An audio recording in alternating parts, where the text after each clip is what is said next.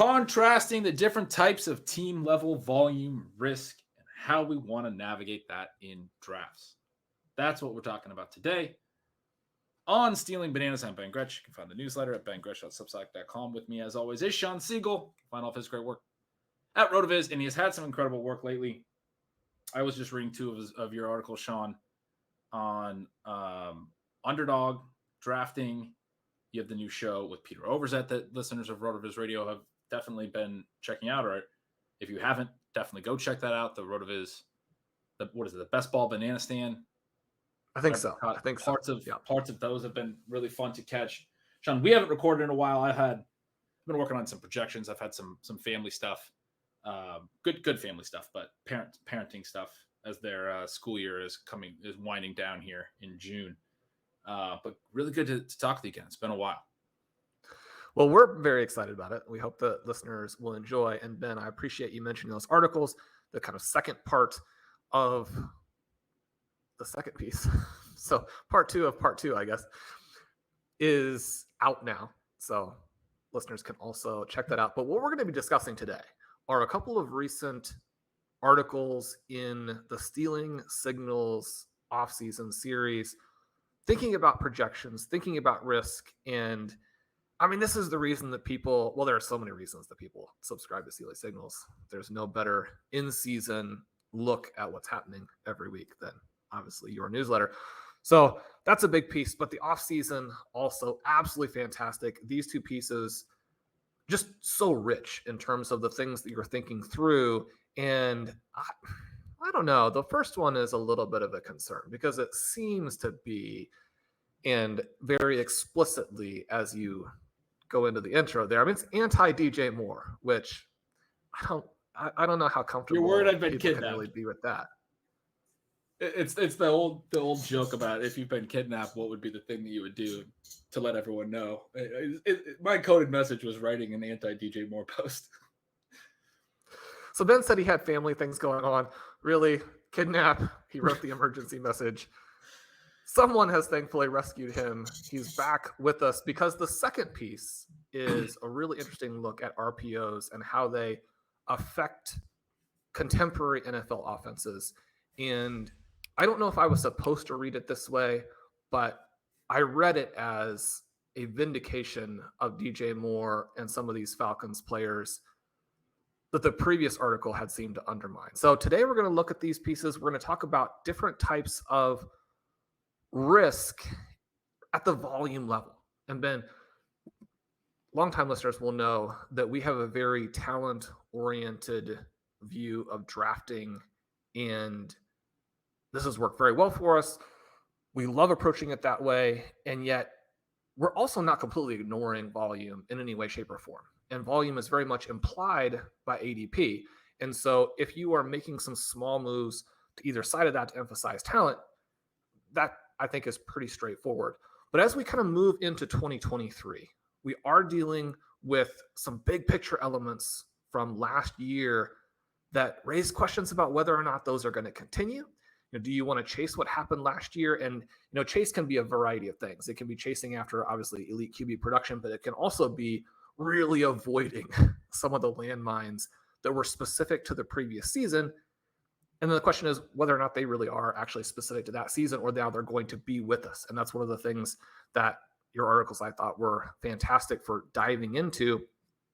As I'm thinking about volume risk and, team volume risk in a lot of ways, we have a variety of different types of volume risk. You have volume risk from the overall play volume perspective. We have volume risk as it relates to rushing QBs and how they may damage the rest of the position players. And then you also have some volume risk that probably is a little bit of a topic for another day, but I think is worth at least bringing up quickly because it does relate to how you want to approach picks at certain areas of the draft. And that would be the risk of too many elite targets. And you can think back to the situation a couple years ago where Jamar Chase was extremely inexpensive because he's being dropped into this offense that has T. Higgins and Tyler Boyd already there. And I'm currently drafting in the MFL 10 of Death. I took Jackson Smith and Jigba relatively early. I got a nice message from Mike Clay just kind of asking me for my perspective on that, because it seems like JSN is going very early. So I'll be getting back to him on that. I'm interested to discuss ways in which the Seahawks could be similar to that Cincinnati Bengals team. They could be similar to the situation with CeeDee Lamb is dropped into a team where Amari Cooper and Michael Gallup were both coming off 200-point seasons. He's the guy who, in the second half of that year, is the overall wide receiver 1. But let's wrap it back around to these recent stealing signals pieces. Before we wrap it around, I do want to comment on that, because that was our first year of doing shows, and we loved leaning into both the Bengals and Cowboys offense. We talked a lot about it that year. I think you could find a lot of old Stealing Bananas clips. The thing that we emphasized was that it was an opportunity to have all three of those wide receivers. Instead of looking at it from a projection standpoint as being there's not enough targets to go around, you can actually look at it from, because it's baked in, from the perspective of that's actually a huge opportunity, because all of these guys, it's a great way to identify small miss, big hit players, is I think what we were sort of recognizing. All these players are really good in these offenses. They're not going to miss by a ton. They're probably going to consolidate volume. If someone were to go down, the other two are probably going to really catapult and have the potential for big hits. Or, if, what we saw with Chase, if he just consolidates, right? If he's just a superstar right away, which he was, Boyd kind of just, without really getting hurt, kind of just took a back seat. And him and Higgins both were really good. But yeah, I mean, that's a really... No surprise, Sean, we haven't talked a ton over the last couple of weeks, but no surprise to hear you excited about JSN. I have also been really confused by a lot of people talking about this being a bad landing spot and how much two tight end sets the Seahawks have used, as if that can't change when they take a receiver in the first round. Just last year we were talking about Waldron coming up from the Rams and the Cooper Kupp role, and the Rams have always used a lot of 11 personnel, and it was, Tyler Lockett might get that Cooper Kupp role. And JSN just seems like in this, if they do develop some version of the Rams offense, or they start to use more packages that are through wide receivers, or whatever happens in terms of the two receiver sets and all of that. I mean, because JSN can mix in on two receiver sets, injuries can happen. There's a lot of, it's too precise to talk about their two tight end usage last year and use that. Well, two tight ends with Noah Fant on the bench, which I always love. Yeah. So anyway, I'm really excited to hear that you're so into JSN, but that does seem like a really good application of what we talked about 2 years ago with the Bengals and the Cowboys and those examples that you just brought up. So JSN, I mean, you mentioned that, and it reminds me that the guy that we're looking for JSN to be is sort of superstar Cooper Kupp, as though Cooper Kupp is not a superstar already. Now, the question is whether that's in 2023 or 2024 in the future. The thing that makes it interesting for me is that if JSN has a good year this season, which almost seems inevitable, even if it's disappointing from a fantasy perspective, then next year he's going to be priced where Garrett Wilson and Chris Olave are priced. And then what do? You have no season in which you can take advantage, because the sophomore blow up is already priced out. That's not to say you shouldn't be drafting Wilson or Olave this year, because you should have at least some exposure to those guys, but you're not going to win in a massive way at those prices. You're hoping that they can meet expectations. Whereas you look at Jamar Chase and Justin Jefferson, and one of the differences there, obviously, JSN is drafted much later than Chase, despite the fact that his profile is similar to Chase, but drafted in that same range that Justin Jefferson is drafted in. Jefferson obviously blows up right away. That's the season that you get him as a league winner. Now, Jefferson was much less expensive than JSN is, so he had even much more room to outperform and give you that value. But that would be one of the ways that I think about it, is that you've got to try and find a season where you can actually benefit from selecting the player. And the other side of that is that season is going to also expose you to a little bit of risk. But I want to wrap back around to these two amazing articles that you wrote. And we're looking at them And we're thinking about different ways that these players are risky. So let's start out with the DJ Moore situation and then lay a little bit of the foundation for us in terms of what we're concerned about with DJ Moore in particular, but also this Bears offense and offenses that are similar. Yeah, I mean, it's hard to say any offense is similar to what the Bears were last year, right? Because that's a huge part of this discussion, something we talked about down the stretch last year. But they averaged 22.2 pass attempts per game last year. No team had been below 25 in over a decade. It's kind of hard to explain how much 2.8 pass attempts per game is, but to be 2.8 pass attempts per game lower than any team had been in a decade is a massive amount. 2.8 pass attempts per game is a lot, is the point I'm trying to make. There's only one team, the 1990 Raiders, who averaged fewer passes per game, going all the way back to the 1982 strike season when teams only played like 9 games, and then there were some teams because it's a much smaller sample. So you have an extremely low volume of passes for the Bears last year. We know that. And the Falcons were also, that's another team that's similar, were also below that 25 pass attempt per game number last year. They ended up at 24.4. So they're another team that, had the Bears not existed last year, were the lowest pass attempts per game in over a decade.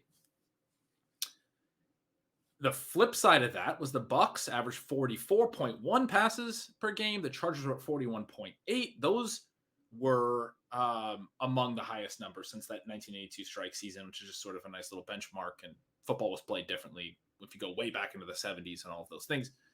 The Bucs figure the only team that threw more was the 2012 Lions. You had the Matthew Stafford, Calvin Johnson year. You know, we talk a lot about that. That was a team you had a lot of fun watching. Chargers at 41.8, also one of the pass happiest teams ever. So last year we had really interesting trends where there was extreme pass volume and extreme low pass volume on both ends of the spectrum. And so what the reasons for those that might be is up for debate. One of the things I proposed here is it was, potentially this cover 2 deep shell that we've heard a lot about over the last couple of years. Is defenses saying, look, we are not going to try to match what you're doing offensively. We're going to just try to dictate to you that we're going to stop certain things. We're going to stop deep passes. We're going to stop the things that are explosive. We're going to give you looks that traditionally have always been run looks. And Shawn, we talked about this during the season, that long-term offenses to punch back are going to have to look at a run look and still throw into it and be willing to try to do the more efficient thing, passing versus running, even against what they've been taught for their whole football lives are run fronts, right? Defensively, defensive alignments. But that basically my proposal here is that basically defenses were doing certain things, letting the offense make their decisions, and left to their own devices. You had the Bears and the Falcons making the decisions to be very, very run heavy. You had teams like the Buccaneers and Tom Brady saying, hey, we're just going to throw a ton. We'll throw underneath a bunch, but we're going to throw more than any team but the Lions since 1982, right? So you had extreme on both ends. It seems like a reasonable answer. I don't know that it is the definite answer. But in terms of now trying to project that, the question is, how much do we regress? And that's always the question. But in 2022, the whole point I'm trying to drive home here, in 2022, we had such outliers on some of these trends. Over the last few seasons, one of the things that I talked about in my projections is this 450 pass attempt mark. I used to do it as season long. I'm talking about pass attempts per game now. It's going to get a little bit confusing as I differentiate between the two, but I've had to change the way I do everything to pass attempts per game because the NFL added a 17th game. And so it changed things. So when I was doing my projections around that time for those Baltimore Ravens offenses, the Titans offenses, and trying to figure out how much to regress them, there was typically in 16 game seasons only about 5 teams a year that would be under 500 pass attempts, and then again about 1 that would be under 450. 500 pass attempts is about 31 pass attempts per game. Again, I'm going into a lot of math. I'm not trying to confuse everyone, but it's a question of regression. So when I was down below the 450 range, one of the things I would talk about, okay, I'm going to regress this team up, but I might not even get them to 500 pass attempts in a 16-game season. So this 31 pass attempt per game number, I might not even get them there. I'm still basically locking them into a bottom 5 pass attempt volume with my baseline projection. That's going to, those old Titans teams, those old Ravens teams, because of some of their tendencies. Trying to figure out, do I regress even more than that? Do I make my baseline not so clearly bottom 5 in the league? Now you extrapolate that to a team that had 22 pass attempts last year per game. How much do you regress? Can you get that all the way up to 28? But at 28, it's still, in any season prior to 2022, 28 pass attempts per game would still be an incredibly low number of pass attempts per game, right? Are we talking about the Bears adding 10 pass attempts per game? Part of the reason that's difficult from a projection standpoint is there's 3 outcomes on a drop back. There's a pass attempt, which is overwhelmingly the most likely outcome. There's a sack and there's a scramble. Those are the only 3 outcomes. Pass attempts are the relevant statistic here. And this is just from a team level that this whole conversation is about. But how many times does the ball get thrown? We can talk about, okay, how efficient are those throws? How many targets are going to each player and all of those things. The Bears last season, 28% of their dropbacks were not pass attempts, which is because Justin Fields does those other 2 things at league high rates. He scrambles and he takes sacks, both at very, very high rates. He was tied for the league lead in sacks, raw sacks taken with 55. He led the NFL in scrambles, and he did that with 70. That's per PFF's charting. He did that on only 444 dropbacks, which was tied for 19th most in the NFL. He still had, again, the league high in raw sacks and the league high in raw scrambles, which when you talk then about the percentage of dropbacks that he's not doing these things, it's, again, 28%. It's an absurd number that he's not throwing a pass. So 125 of his 444 dropbacks didn't end in a pass attempt. That, I think, has to regress as well. You can talk about the receivers not being as good. You add DJ Moore in large part so that you can get the ball out more. You can get the ball out, and that's part of, I think DJ Moore's probably been added to help in the shorter and intermediate range to win on his routes early, because you had Darnell Mooney. You went and got Claypool. These guys are guys that win deeper into routes, and Justin Fields didn't have time last year behind a bad offensive line that they've also tried to address. That's another thing. So the Bears, I think, are trying to address these things. It's got to be a focus of theirs that more of their dropbacks do turn into pass attempts, right? But some of this is Justin Fields as a player. He gets sacked a lot, or he holds the ball long and takes sacks, and that's gone back to college, and he scrambles a lot. And if he does those things, it's not just about the team calling more passes when we talk about how much this can regress. It's also how much can he change in terms of how many of his dropbacks can turn into pass attempts. And in terms of like his fantasy football ceiling, I still think Justin Fields can be an interesting play, because the scrambling obviously was huge last year. He ran for 1,100 plus yards. The concern about DJ Moore's price for me is volume, is the pass attempts. Is there going to be I think he can have a profound impact on Justin Fields' passing numbers, but that Fields, it's still a really negative situation for Moore, who I've argued over the years has been in a lot of really bad situations.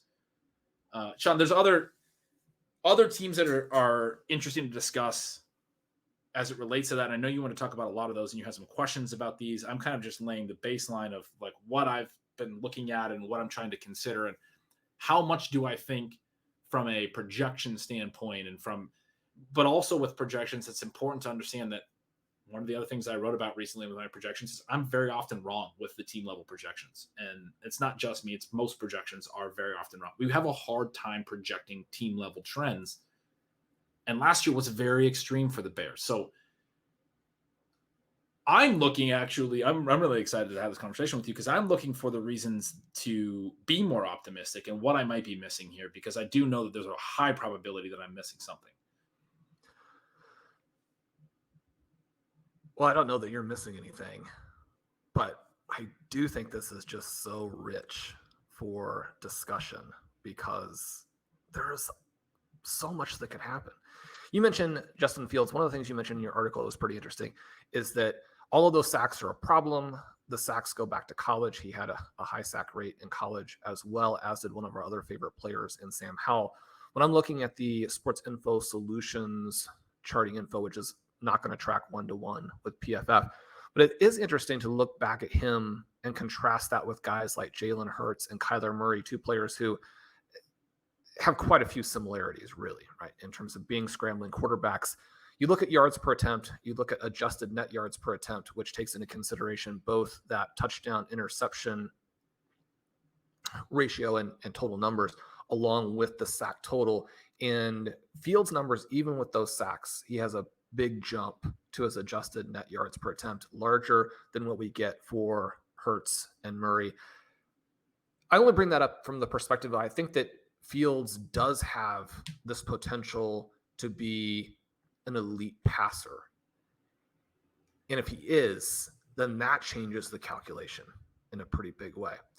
One of the things that I find fascinating when you pull up some of our tools, and I'm pulling up here the fantastic ceiling signals tool that people know traces back to Ben and his work, and I'm looking at weighted targets per route run. And 3 of the top 8 guys are going to be those nightmare landmine performers in Kyle Pitts, Drake London, and DJ Moore.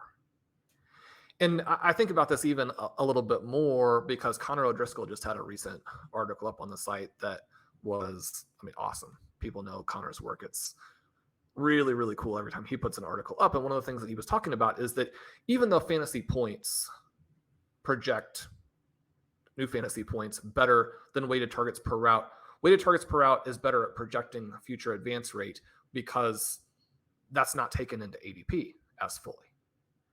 And so you're thinking to yourself, okay, well, there are some red flags here, but maybe these guys are going to still have quite a bit of upside at their price. But then you pull up their price, Ben. DJ Moore and Drake London are going in the 4th round of Underdog drafts. And so this also cuts in both directions because you mentioned in your article the projections from Mike Leone. Pete mentioned it when we were drafting together last week that Leone has DJ Moore as probably like a 2-round misprice when you look at the projection. And I always also feel that way about Drake London, right? We love him as a talent, but how can you draft him there? It seems to make no sense. Mm-hmm. You have the additional element there where these two teams face each other in week 17. Yeah. And so you could make the claim that they put like a secondary hammer down on each other when you think about how the most important week is going to play out. And yet the ADP that we have right now is mostly generated by people with huge experience playing this format. And so you're getting the community pushing back. And I think that pushback is interesting also because you have a lot of very talented players who are saying, we still actually like what is at least the contingent upside that these players represent at these prices. And a little bit of that is the fact that running back heavy drafting appears to be done. It's at least not what's happening in 2023. And so part of the fact that they're in the 4th round is just a lot of wide receivers have already been drafted at that point. But there are some compelling names that come later. And so when you're trying to put your own portfolio together, you're like, well, I'll target those guys.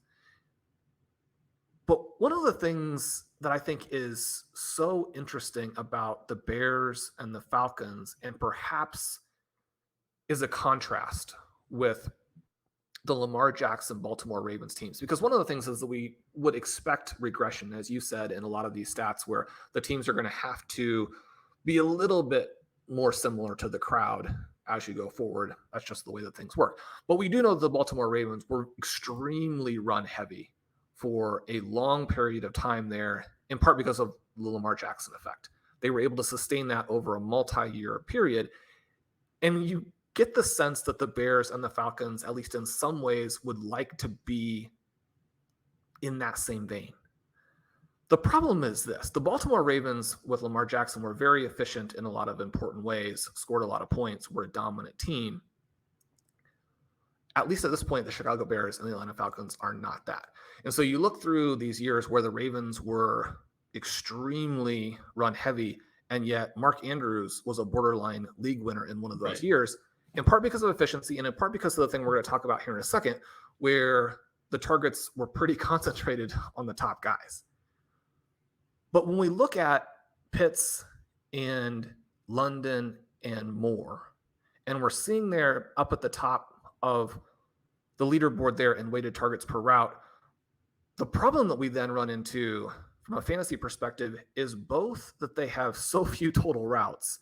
And one of the additional little problems there that I think might be remedied in 2023 is just that Pitts and London didn't even run as many routes when they were doing pass plays as you would like to think.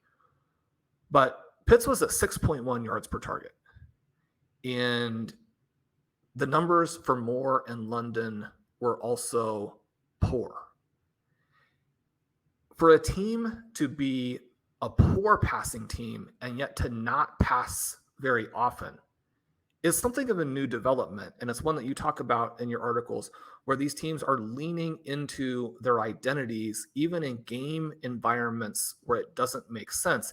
And this is the other kind of side of this topic of the elite QB, of you have these elite QB seasons that are interesting in terms of the price of those players and whether or not we should be paying those.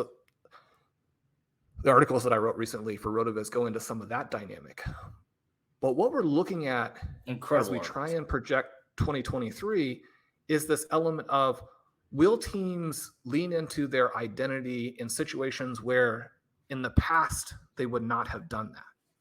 And so I think that's the question for the Bears and the Falcons.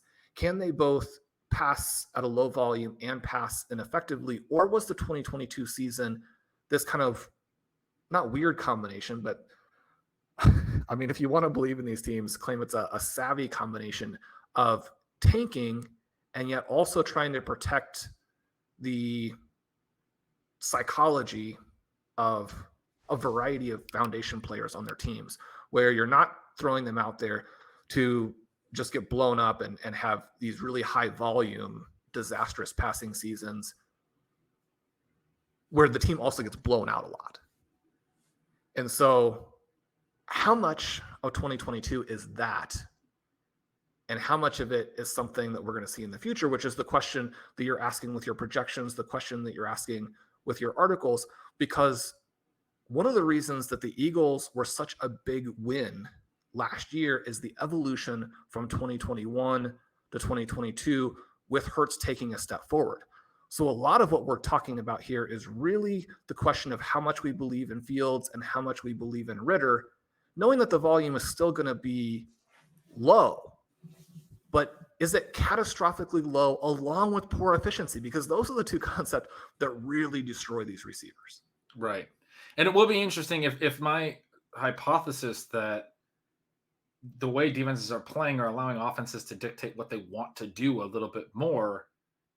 If that's true, I mean, then that's a multi-year trend potentially. That can be a whole different thing that shifted, and we're looking at this in 2025 as, 2022, and really the middle of the 2021 season when the too high, too deep shell stuff started happening was a shift in football from a macro sense in the way that the NFL is played and viewed and the ways that defenses are approaching things. If that's accurate, and it's not a guarantee to be accurate, but it's worth thinking about, certainly, as we sit here in early June, especially. We don't, it's not like the only thing that's relevant, but it's an important thing to consider as we approach the 2023 season. If that's true, like I said, it's something that we could be sitting in 2025 looking back and going, that's where that multi-year trend started. And you and I, one of the things we love to talk about and jive on when we talk is there's a lot of ebbs and flows like this throughout the history of the NFL that doesn't often get its way into fantasy analysis, that gets too focused on what happened last year or 2 years ago. And interestingly, we're focusing very heavily on what happened in 2022 here. But that's why I think it's so challenging, because 2022 was a steep change from a longer term trend. That's why I'm emphasizing since 1982 with some of these trends, which typically I don't go back that far. The NFL changes too much to even think about going back that far.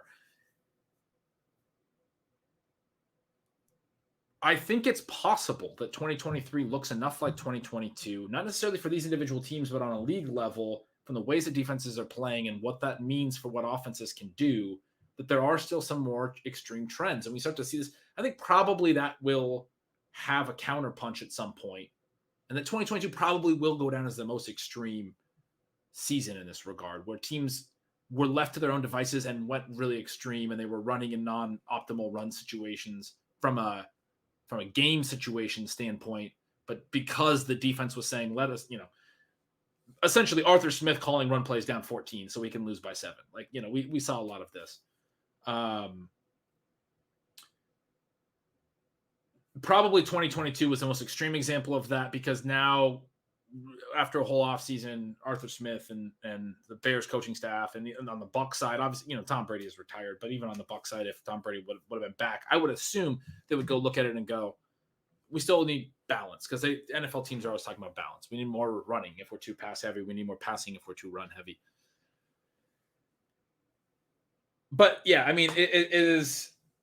And then, okay, so that's one thing. The other thing is you were talking about, and the way that we tie the Falcons in, I think is really interesting, because part of why I was emphasizing the Justin Fields trends in terms of the percentage of his dropbacks that turn into pass attempts. On the Falcons side, when you talk about the regression from a projection standpoint, it's a lot easier case to make, because they had more pass attempts per game when Ritter took over.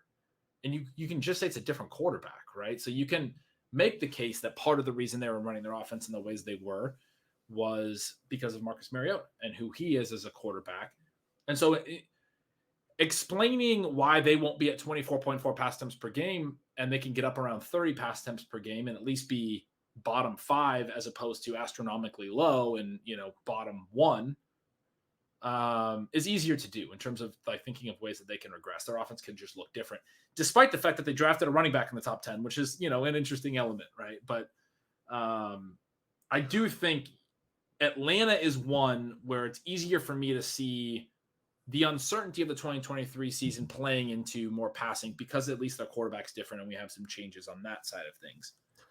Then let me jump in right here for a second, because I do want to kind of set you up to go through the really cool takeaway from the second piece here. And I think it's very relevant to these teams, where we saw crazy numbers in weighted targets per route for Pitts and for Drake London last season.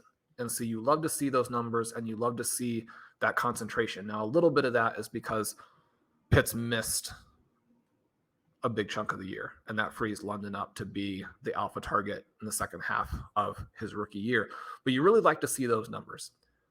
With DJ Moore and his move to the Bears, it's an interesting question of, can he make it versus can the entire team make it? Because one of the questions I would have is that if Justin Fields takes a step forward and the offense takes a step forward, then maybe that's the guy who unlocks DJ Moore. And it's not going to unlock him to where he would have a first round or a second round payoff. But at the back end of round 4, maybe it's pretty interesting, especially when you think about it in terms of weekly spike weeks. And perhaps the danger is really to everybody else, to a Darnell Mooney, to a Chase Claypool, if we think he's even still relevant at all, perhaps even to a Cole Kmet. And even if I hadn't read your article, I would be pretty enthusiastic about those guys consolidating the volume.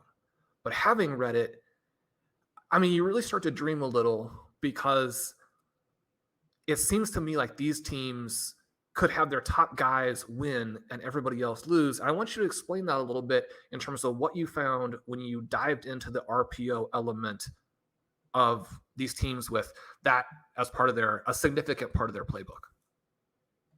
Yeah, I mean, I was doing the Eagles projection and when I came across this, but just how concentrated AJ Brown and Devontae Smith were in terms of the target volume. Dallas Goedert obviously missed a few games, but was the kind of clear number 3.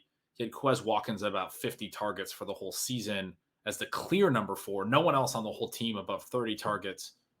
This team didn't throw a ton, and yet A.J. Brown has 145 targets and Devonta Smith has 136. You have 2 number 1 wide receivers in the same offense.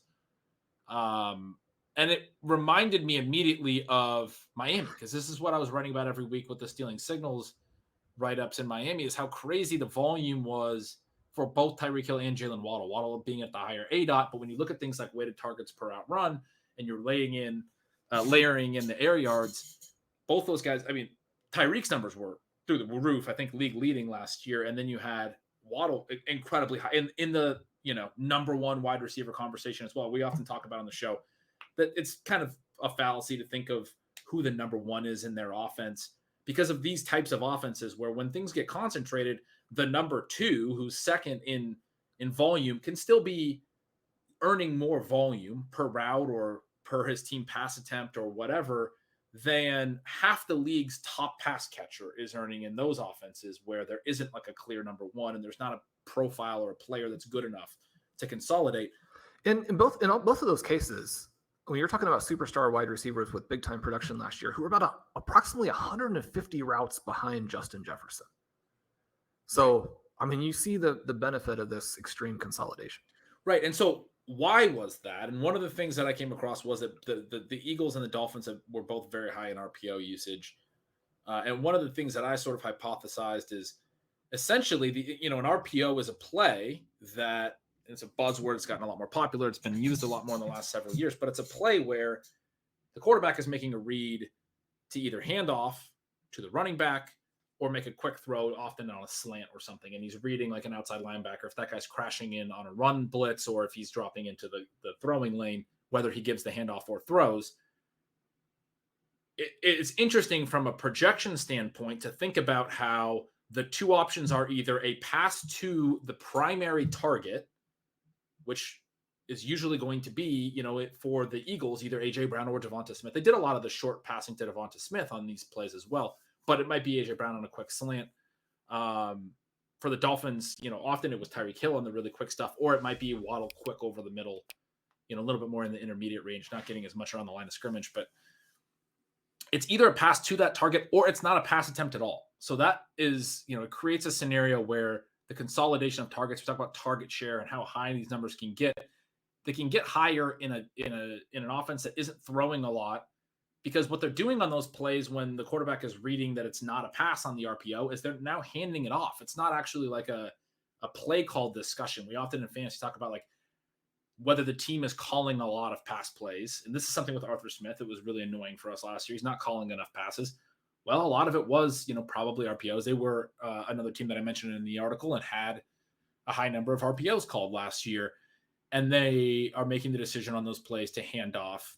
The Falcons actually were first in terms of the percentage of their pass attempts that came on RPO plays. So they were really low in overall pass attempts. They didn't have the most raw pass attempts from RPOs, but they did have the highest percentage of their overall pass attempts that were from these plays, which gets back to Drake London and Kyle Pitts both being really high in terms of their volume per route run. It doesn't count as a route run on an RPO I assume it doesn't when the ball's handed off, right? Even though they do actually run a route, right? But it doesn't count. And so again, to get back to what the RPO is as a play, the offensive linemen are run blocking because it's very often a run. Which means they're blocking forward. If they get further than a yard down the field where they're not engaged, it's an ineligible lineman downfield when the pass is thrown. If they're more than a yard down field. Did we talk about this on the show? We need more scoring in the NFL. We just need that rule to go away. That rule needs to go away. Absolutely. On typical pass plays, the linemen are stepping back and they're falling back into a pass protection stance. It's different for linemen, whether they're going forward or coming back, whether it's a run play or a pass play. So this is the whole thing about RPOs. They are blocking for a run. They are pushing forward, which means the ball has to come out if it's going to be a pass immediately. It has to be a fake to the handoff and the throw has to be quick. And so this gets back to why on RPOs, it has to be the first option on the route. You can't go through a progression. You can't get to your second and third and fourth weapons. So again, with these offenses that are running a lot of RPOs, which are becoming more and more popular in the NFL, you're seeing more consolidation to the primary weapons that the play call is essentially either a short pass to Tyreek Hill or a handoff to Raheem Mostert, or it's a short pass to Devonta Smith or a handoff to Miles Sanders. Those are the two options. It's not Devonta Smith earning a target against A.J. Brown, against Dallas Goedert, against Quez Watkins in a route. And so it's a different type of thing where if that player isn't open or the defense is taking away the pass, it's not a pass play somewhere else, which is what it is in traditional pass plays. and so that player has a lower target share, it then becomes a run. And so then their target share is actually unaffected when it's not pass. And then on the plays where it is a pass. Anyway, I'm just talking through why the math works out this way, but it consolidates to the specific players that are like the primary options on these plays.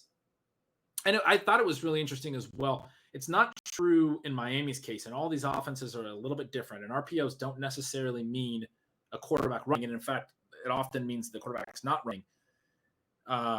But it was true for a lot of the other offenses, whether it's Atlanta or Philly, that their quarterbacks also had a high rate of designed runs. And Jalen Hurts led the league in designed runs by a ton. Justin Fields, I believe, was second in the NFL in design runs for quarterbacks.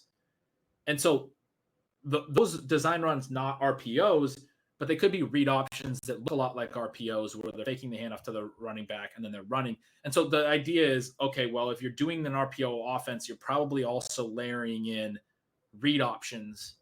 Your offense is just sort of built to handle that as well. Again, Miami didn't do that a lot. Tua is not a running quarterback, but some of these other teams are doing that. And one of the things I had hypothesized is maybe they are making these decisions at the line of scrimmage as well.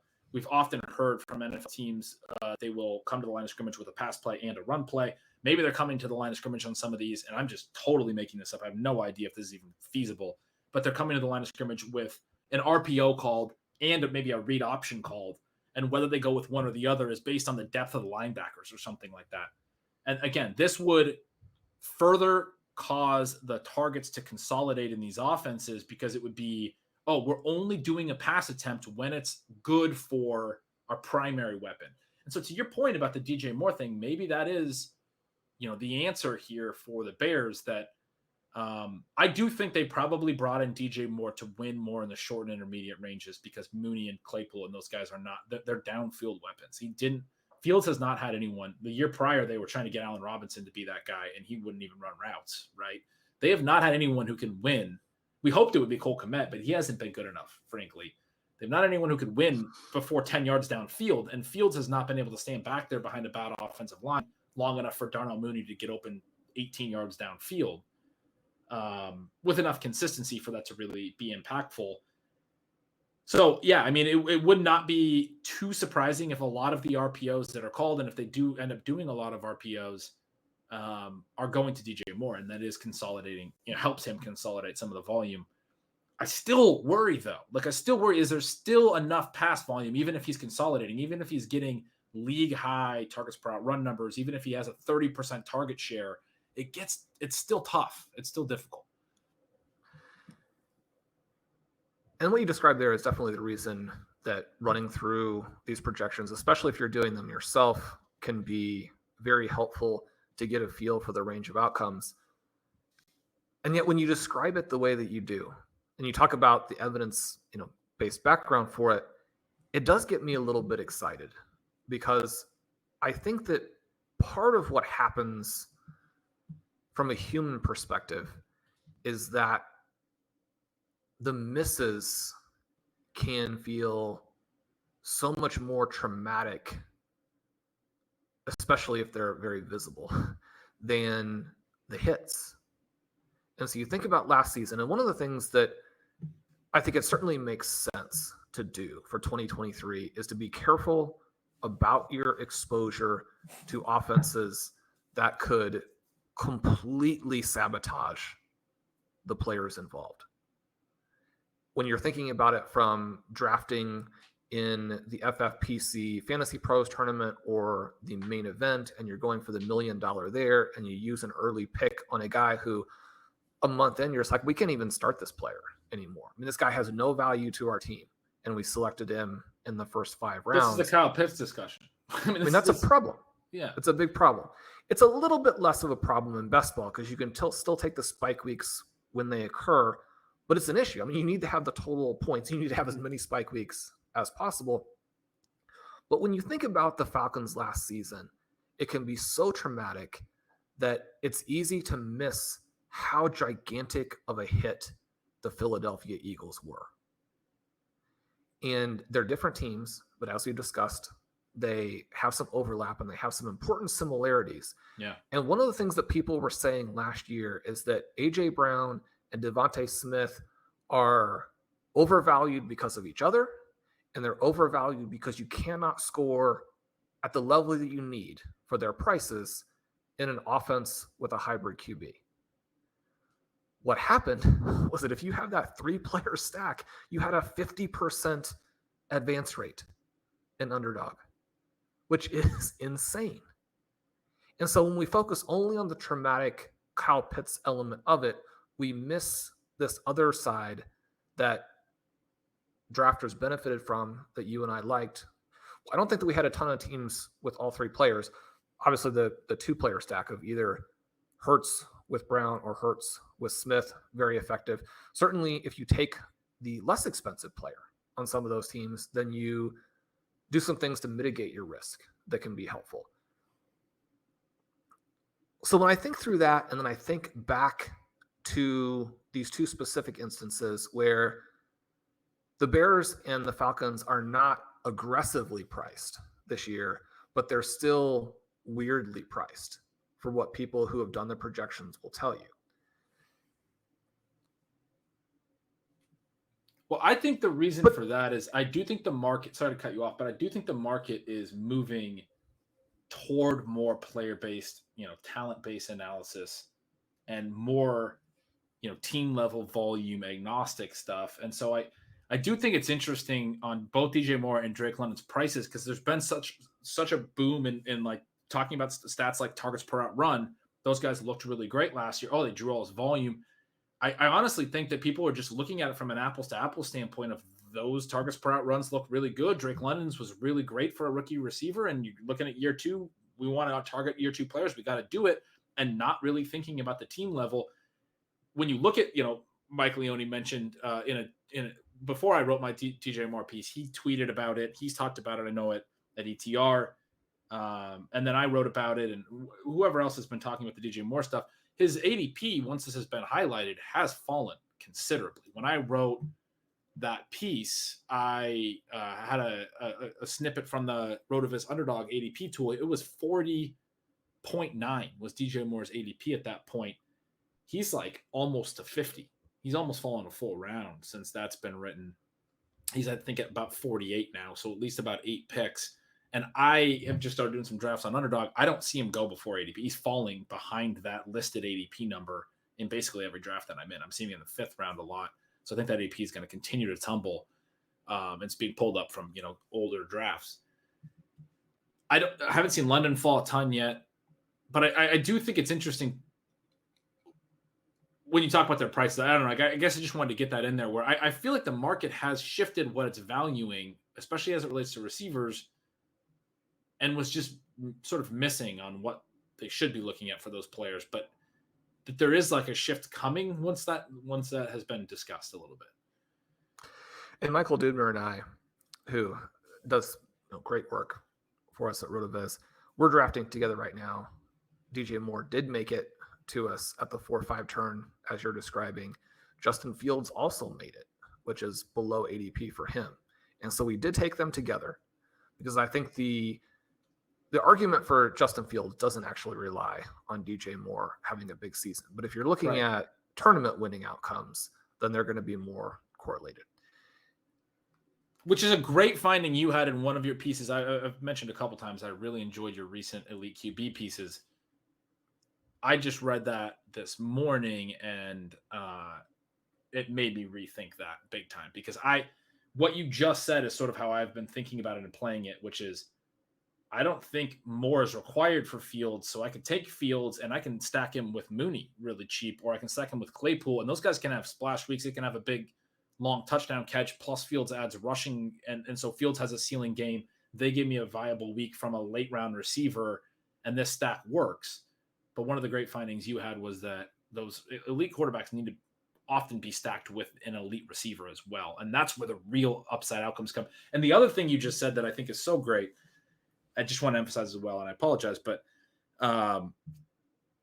in my DJ Moore piece, one of the things I referenced was the Stephon Diggs move to the Bills. And I've heard that brought up with Moore since the day he was traded. Nobody thought it was going to be good to move to Buffalo, right? It was a bad situation to a bad situation. That's what it looks like on the surface for DJ Moore. And Diggs smashed. And a big reason for that, though, was the Bills shifted to an extremely pass-heavy offense. And it was in a different world before they were doing the too high stuff. And so there was the ability to throw differently just a few years ago. And so one of the things I mentioned is I don't think that type of shift, what the Bills did in Stephon Diggs' first season from a team level perspective, is viable if defenses play it similarly to how they did in 2022. And I don't think there's a really good reason to expect the defenses will in mass change what they did last season, because I think it kind of worked and stifled. Scoring was way down, right? Like I think the default has to be the defenses are going to be similar to last year. It's just how are the offenses going to approach? I don't think against 2022 defenses, even the Bills the first year with Stephon Diggs would have been able to execute the team level shift that they did in Diggs' first season, which was a massive change in terms of what allowed Diggs, on top of a lot of the things that we talked about at the time, Sean, being really good at winning at all depths and having shown that ability. And it's something we've talked about DJ Moore. We've made this comparison on Stealing Bananas. The DJ Moore has shown an ability to win at all depths. He has this type of skill. I see the parallels. I just don't think the shift in team level volume that the Bills, that was very important to Diggs being a star, is possible because of the landscape just 3 years later in the NFL. Having said that, I just real quick, your point about the Eagles was a great one. That's what I wanted to say. I'm going into a whole thing just to say that your point about the Eagles was a great one, because the Eagles, what they did last year was against 2022 defenses, and it was this RPO. I mean, I told you before the show that when I wrote this RPO piece, I didn't really feel like I had a great actionable takeaway on it, and yet I thought it was really interesting research. I typically don't like to write if I don't feel like there's a lot of actionability to it, and yet I wrote it on June 1st, and it's like, who cares? Like, it's June 1st, and I think this is interesting, and I want to find actionability down the road. You talking about the Eagles and what they did and how big that hit was and the 50% advance rate of that double stack has me thinking much more positively about, that piece, the potential for the Bears offense, the potential for the Falcons offense, doing a London Pitts Ritter stack, doing this DJ Moore field stack. I've been skeptical from basically every argument I've heard about these until that. I think you made a really good point with the Eagles. Well, one of the things that you mentioned a lot last year that I think helped our listeners understand why A.J. Brown was still a viable pick was that he was coming from a bad situation into a situation where maybe there are concerns about play volume. And so the fact that people are already anchoring to the bad situation does help. And I think that DJ Moore coming out of a bad situation helps, at least from the perspective that we don't have wild aspirations for what he might do, because he does already come out of a situation that is bad. The thing that is fun is that, I mean, if the Bears take a step, if they take a step that is even far less effective than the step that the Eagles took, which I think is the only way to really think about it. I mean, the Bears are not ready to make the Bears are not going to be in the Super Bowl next year or something like that. I mean, they're not at that level. But I don't think that they can win if they play it the same way. And I don't think that Justin Fields can make it if they play the same way. He had to sit out week 18 in part because they wanted to lose that game for sure, but also in part because he was done. He had been completely destroyed physically by that point due to all of those scrambles and those runs.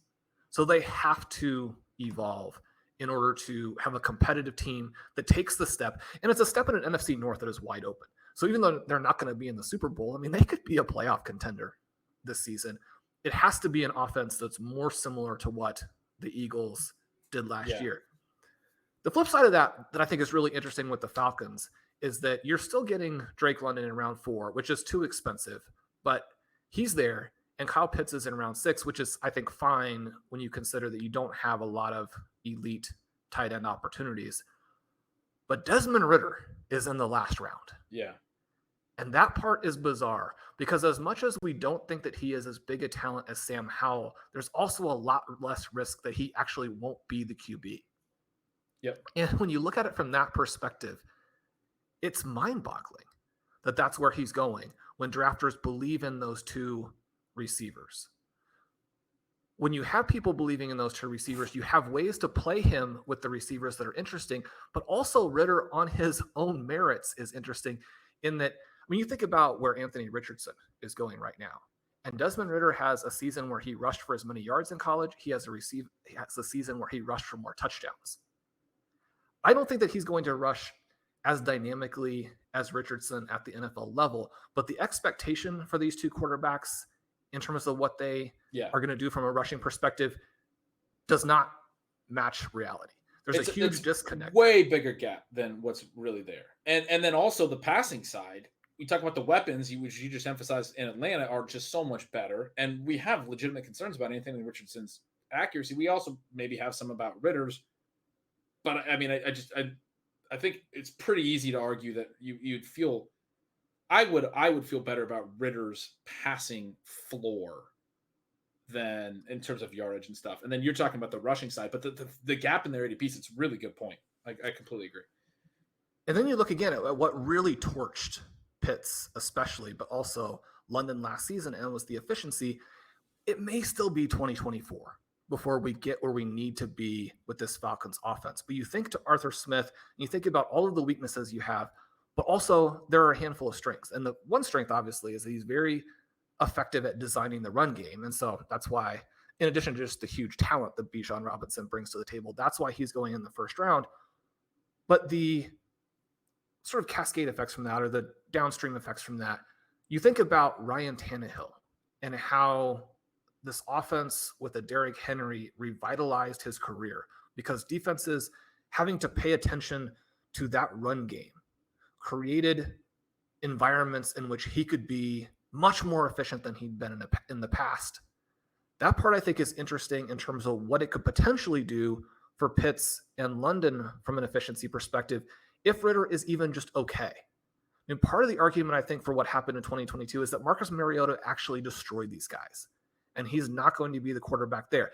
Now, the fly in the ointment is just that defenses may take a different approach, which is what you've been describing, and say, I mean, we don't really care. Defenses tried to stop Derrick Henry. If they don't try and stop Bijan Robinson, then maybe you don't get that bump. But I don't know, Ben. I mean, Bijan Robinson, after he rips off a couple of 70-yard runs and you're down, you're not going to try and stop him. There are some things where defenses have to adjust to the players who are on the other side. Yep. And he's another one, as you were talking about, where London and Pitts are priced and how the gap to Ritter doesn't make any sense. I was thinking about Bijan's price too. I mean, he's going in the first round. So that's obviously saying that the Atlanta Falcons offense is at least going to be viable. It's going to have touchdowns in it. And one of the big reasons when I hear the arguments for Bijan is that he has this really good profile that includes receiving ability. He's an explosive player in the passing game that he can even run routes down the field. There you go. Now you have another third weapon with a really good ADP where his pass involvement is being emphasized that the market loves. And yet, I mean, is Ritter not going to get points for the first time Bijan takes a screen 60 yards for a touchdown? Because he's going to get points for that too. I mean, Ritter's a fun one. And then Howell is another one too, Sean. I'm really enjoying the Washington stacks right now because I think they're really pretty easy to make. I mean, McLaurin is not a guy that we've ever really loved on the show, but he goes in a range where none of the receivers are really great options. And I do sort of like him there relative to his price. It's cheaper than it's been in past years where he was often a third-round pick. Dotson's an easy pick. Gibson's, I think, an easy 0 RB pick as the likely receiving back. And then you get Howell really cheap. And, I mean, you can even stack on Curtis Samuel and Logan Thomas. I've used that team as I did their projection as the parallel draw when I read up my offseason Stealing Signals reports on the different divisions, which are coming soon, is to the Jacksonville Jaguars last year, which a big reason they hit was they were so consolidated in their routes and concentrated. So there's a little bit of a difference to what we were talking about earlier, where it's like the top 2 targets are getting concentrated in the RPO game and in those offenses. This is more the traditional drop back passing offense, but where the 5 skill position players are so consolidated in their routes. You basically have 3 receivers, a tight end, and a running back. Last year with the Jaguars, that was a big reason why you saw Kirk, but you also saw the Zay Jones spike games. You saw the Evan Ingram spike games late. ETN was dominating almost all the backfield stuff. Marvin Jones was mainly the third receiver. Sometimes they went to a second tight end on some packages, but you had the same. There wasn't a lot of rotation. Some offenses like the Chiefs, for example, doing a lot of rotation, bringing in different, random receivers and things. The Commanders look like that type of offense this year to me. They don't really have a wide receiver 4. De'Ami Brown barely played last year. It looks like it's clearly going to be the top 3 receivers. Curtis Samuel really late could be kind of the Zay Jones of this year. It looks like Logan Thomas. I mean, if healthy, it's been a couple years since he had a lot of routes, but Logan Thomas doesn't get drafted. And I think if he's healthy, he, as far as really late tight ends, is one of the few that has a shot at running enough routes, frankly, to get in the 80 to 100 target range. I mean, I honestly think he could. They didn't add any tight ends. They still have like John Bates behind him, Cole Turner. Again, if he can be fully healthy all year, he hasn't been the last couple seasons. Seems like a viable Evan Ingram from last year.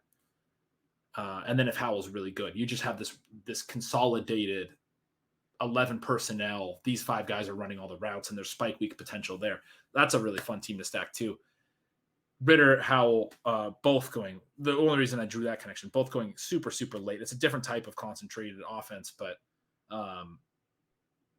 this is something else you talked about in your elite QB article recently, that there are some really intriguing second QBs you can pair with the elite QBs that are just way priced down. And you emphasized Kenny Pickett, but I was certainly thinking of our buddy Sam Howell, and now we're here talking about Ritter as well.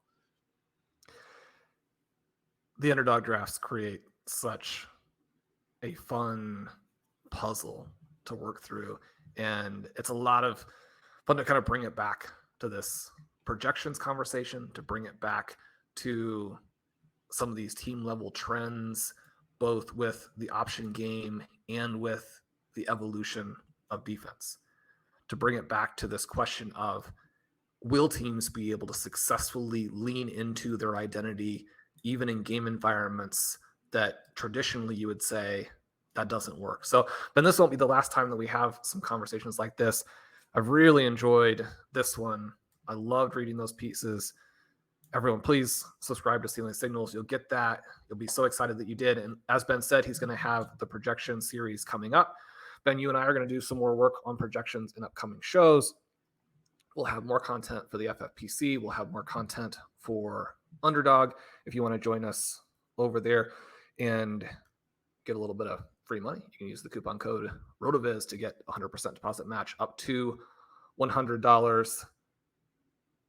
Man, this is so much fun. It's so great to be back with you.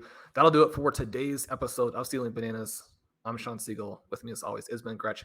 Make sure you follow me at Yards Per Gretch. Sign up for Stealing Signals. Sign up for Stealing Lines. Join us over at RotoViz with the coupon code RVRadio2023. I mentioned a few times on shows recently because I do want to let the hardcore fans know that the prices are going to rise a little bit. So if you subscribe now or renew now, you get a little bit more off. But then that'll do it. We'll be back soon. We love you guys. Talk to you then.